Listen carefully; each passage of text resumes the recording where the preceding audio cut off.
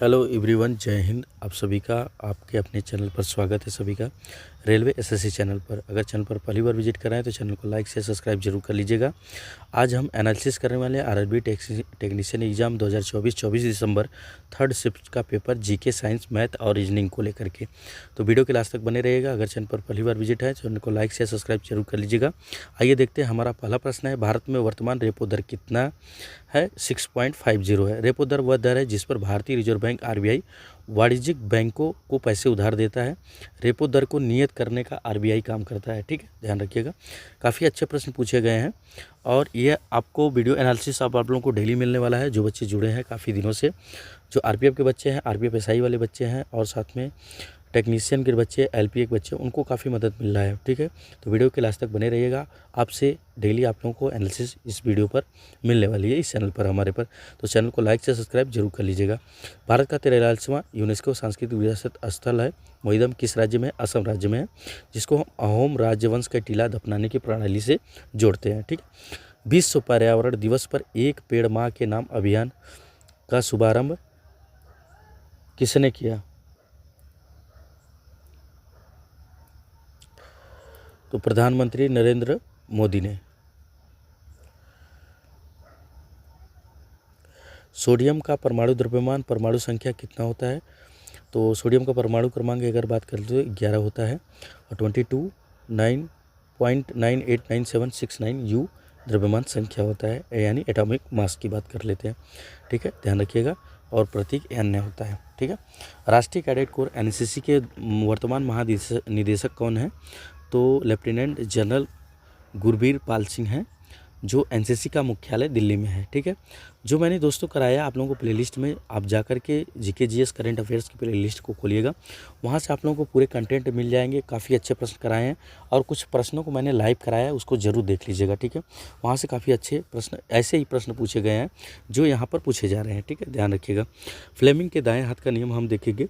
Right hand rules, जो हमारा thumb है चालक की गति और चुंबकीय क्षेत्र और साथ में प्रेरित धारा को रिप्रेजेंट करता है। राइट हैंड के थंब के अनुसार हम रिप्रेजेंट करते हैं। आइए इसका डिटेल्स हम देखते हैं कैसे है।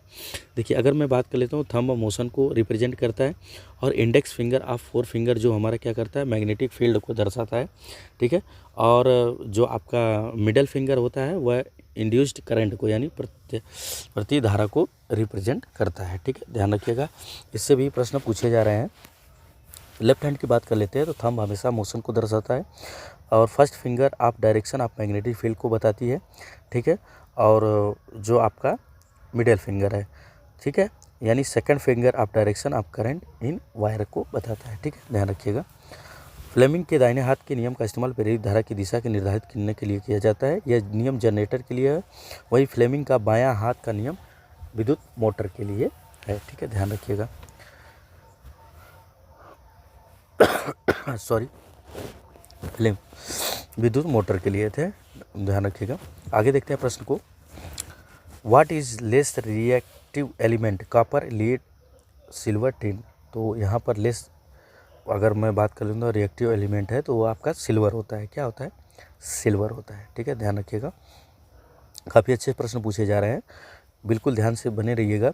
हम इसमें आप लोगों को पूरा प्रोसेस कराने वाले हैं। Hydrochloride HCl is produced gas, कह रहा है जब वो रिएक्ट करता है तो कौन सी गैस छोड़ता है? निकलती है हाइड्रोजन गैस निकलती है। ठीक है, ओलंपिक ट्रैक एंड फील्ड में लगातार 2 पदक जीतने वाले पहले भारतीय खिलाड़ी कौन थे? तो वह थे नीरज चोपड़ा। ठीक है, जो करंट्स मैंने कराए हैं वो आपके प्रश्न में पूछे जा रहे हैं। 2024 का आपका करंट्स आ रहा है। ठीक है, ध्यान रखिएगा।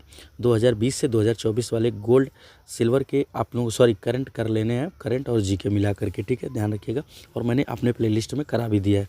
ठीक है, अगर पहली बार देख रहे हैं तो अब जा करके पूरी प्लेलिस्ट को देखिए। वह कौन सी प्रक्रिया है जिसके द्वारा किसी गैस को ठोस में परिवर्तित किया जाता है? विक्षेपण, यानी। ठीक है, द्विविस्थापन अभिक्रिया क्या है? वे अभिक्रिया जिसमें यौगिक के आयनों अथवा आयनों का परस्पर विनिमय होकर नए यौगिक बनाते हैं। ठीक है, जो न्यू कंपाउंड बनाते हैं। R exchange from new compounds का निर्माण करते हैं, उसको हम बाई डिस्प्लेसमेंट रिएक्शन भी कहते हैं। ठीक है, थॉमस हंट मॉर्गन ने अपने प्रयोगों के लिए किसका इस्तेमाल किया था? फल मक्खी या ड्रोसोफिला मेलानोगास्टर का प्रयोग किया था। ठीक है, काफ़ी अच्छे प्रश्न हैं। इसी तरह के वीडियो एनालिसिस के लिए चैनल को लाइक से सब्सक्राइब जरूर करते रहिएगा। अगर किसी तार की लंबाई को दोगुना कर दी तो उसके प्रतिरोध पर क्या प्रभाव पड़ेगा? तो प्रतिरोध पर भी वह दोगुना हो जाएगा। ठीक है, क्योंकि R प्रोपोर्शनल L होता है और फार्मूला होता है R = L/A। ध्यान रखिएगा, जब हम किसी का तार की लंबाई को दोगुना करते हैं तो उसका प्रतिरोध भी क्या होता है? दोगुना ही होता है। ठीक है, काफ़ी अच्छे प्रश्न है। और जो 4A बच्चे करके आए हैं वो गलत है, क्योंकि तार में खिंचाव नहीं हो रहा है, वह लंबाई को दोगुना कर रहा है। ठीक है, ध्यान रखिएगा। ठीक है, अगर खिंचाव होता है तो वहाँ पर 4 हो जाता है, यानी प्रतिरोध क्या होता है? 4 गुना हो जाता है। लेकिन वहाँ पर तार को दिखा रहा है, तार किसका प्रोपोर्शनल होता है? लेंथ का, यानी तार की लंबाई का प्रतिरोध के दोगुना हो जाएगा। किसी यौगिक में एकल संयोग बंध होते हैं, हाइड्रोजन और क्लोरीन में होते हैं। ठीक है, ध्यान रखिएगा। इसी तरह से प्रश्न पूछे जा रहे हैं, काफ़ी अच्छे प्रश्न, इंटरेस्टिंग प्रश्न है। स्वाद रिसेप्टर्स कौन सा है? मीठा, खट्टा, कड़वा, नमकीन, उमामी। तो ये रसग्राही होते हैं और जो रिसेप्टर्स का काम करते हैं। ठीक है, ध्यान, जो हमारे स्वाद को बताते हैं। ठीक है, जैसे मीठा, खट्टा, कड़वा, नमकीन, ये सभी क्या है? रिसेप्टर्स हैं।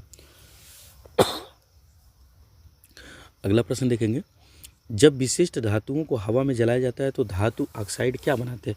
जब भी किसी भी मेटल ऑक्साइड को क्या फॉर्म करते हैं स्पेसिफिक मेटल में, तो वह ऑक्साइड ही देता है। ठीक है, ध्यान रखिएगा। लंबाई दोगुना करने का प्रतिरोध दोगुना होता है। यह प्रश्न मैंने कर चुके हैं, जो आया हुआ 3rd शिफ्ट में आपका प्रश्न है। अगला प्रश्न क्या आया था? तार के अनुक्रमानुपाती होता है। रदरफोर्ड ने अपने परमाणु मॉडल में किस धातु का प्रयोग किया था? तो सोने की पन्नी यानी गोल्ड फॉइल का प्रयोग किया था। ठीक है, ध्यान रखिएगा। अम्ल और क्षार के बीच होने वाली अभिक्रिया कौन सी होती है? न्यूट्रलाइजेशन रिएक्शन कहते हैं, यानी उदासीनीकरण अभिक्रिया कहते हैं। ठीक है, ध्यान रखिएगा।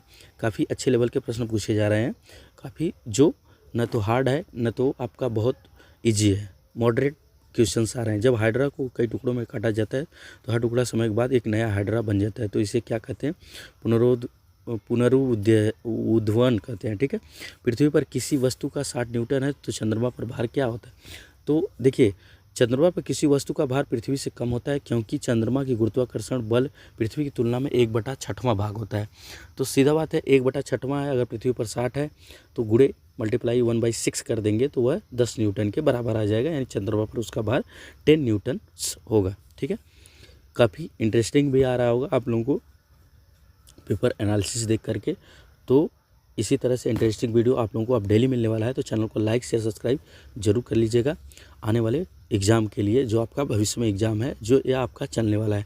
ठीक है, जब कैल्शियम कार्बोनेट को गर्म किया जाता है तो कैल्शियम ऑक्साइड या कार्बन डाइऑक्साइड में टूट जाता है। अपघटन और वियोजन रासायनिक अभिक्रिया, इसको हम कहते हैं डिकम्पोजिशन केमिकल रिएक्शन, इसको कहते हैं। ठीक है, ध्यान रखिएगा। निम्नलिखित में से कौन सा सही मिलान को निरूपित करना है? यहाँ पर आपको बताना है कि सही मिलान क्या है, किसका क्या है। देखिए, ऊपर वाले में दिया था राइबोसोम। ठीक है, तो ध्यान रखिएगा। कोशिका झिल्ली, कोशिका का भंडारगृह, इस तरह से केंद्रक, इस तरह से ऑप्शन दिया था, उसको आपको मिलान करके बताना है। तो जो पढ़ा होगा बच्चा बायो का मैं कराने वाला हूँ, तो लाइव सेशन में आप जुड़िएगा, वहाँ पर मैं इसको करा दूंगा। ठीक है, तो यह तो वीडियो कल आप लोगों को देखने को मिल ही जाएगा, और डेली एनालिसिस का आप लोगों को वीडियो देखने को अब हमारे चैनल पर मिलेगा। ठीक है, और कोशिका का द्वारपाल, क्लोरोप्लास्ट, रेखा, ये आपको मिलान करना है। तो सूचना केंद्र आप लोगों को क्या है? केंद्रक है, कोशिका झिल्ली है, ये आपको मिलाना है। माइटोकॉन्ड्रिया क्या काम होता है? ठीक है, उदासीनीकरण अभिक्रिया क्या है? एक रासायनिक प्रतिक्रिया है। ठीक है, न्यूट्रलाइजेशन या उदासीनीकरण रासायनिक प्रतिक्रिया है। इस प्रक्रिया में समान अम्ल वाले क्षार एक दूसरे के साथ मिलकर लवण और पानी बनाते हैं। इस प्रक्रिया में बनने वाले लवण उदासीन होता है, और न्यूट्रलाइज घोल पीएच शामिल एसिड या बेस की ताकत पर निर्भर करता है। तो काफ़ी अच्छे जो कंटेंट्स हैं, जो काफ़ी मशक्क़त के बाद ये प्रश्नों को लाया जाता है और आपके बीच में कराया जा रहा है। तो ब्रेक लगाने पर वह वाहन को रोकने के लिए बल को क्या कहते हैं? घर्षण बल कहते हैं। कौन सा बल लगता है? घर्षण, यानी फ्रिक्शन फोर्स जिसको हम कहते हैं।